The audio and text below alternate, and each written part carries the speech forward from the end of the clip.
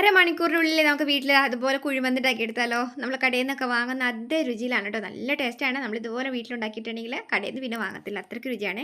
അപ്പോൾ അതിനായിട്ട് ഒരുപാട് ചിക്കൻ്റെ ആവശ്യമൊന്നുമില്ല. ഒരു 3-4 ചിക്കൻ എടുത്തിട്ട് നമുക്കൊന്ന് മസാല പുരട്ടാം കേട്ടോ. അപ്പോൾ അതിനായിട്ട് ഒരു സ്പൂണോളം മുളക് പൊടിയും മല്ലിപ്പൊടിയും മഞ്ഞൾപ്പൊടിയും കുറച്ച് കോൺഫ്ലോർ, അതുപോലെ നമുക്ക് ചിക്കൻ മാഗി ക്യൂബ് ഉണ്ടല്ലോ, അതും ഇത്തിരി ഉപ്പും കൂടെ ചേർത്തിട്ട് നമുക്ക് ഇതുപോലെ ഒന്ന് മുളക് പുരട്ടി ഒന്ന് പൊരിച്ചെടുക്കാം കേട്ടോ.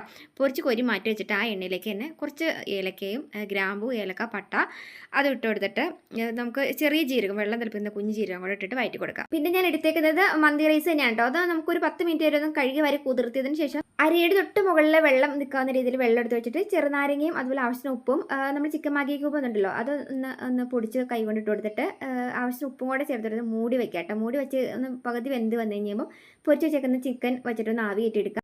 പിന്നെ നമുക്ക് പച്ചമുളകിൻ്റെ ഒരു ഫ്ലേവർ ഇട്ടാനായിട്ട് കുറച്ച് പച്ചമുളക് ഒന്ന് കുത്തി കൊടുക്കാം. പിന്നെ ഇതുപോലെ ഒന്ന് കരിക്കട്ട വെച്ചിട്ട് ഒന്ന് ആവി കയറ്റി എടുത്തോട്ടോ. സൂപ്പർ ടേസ്റ്റ് ആണ്.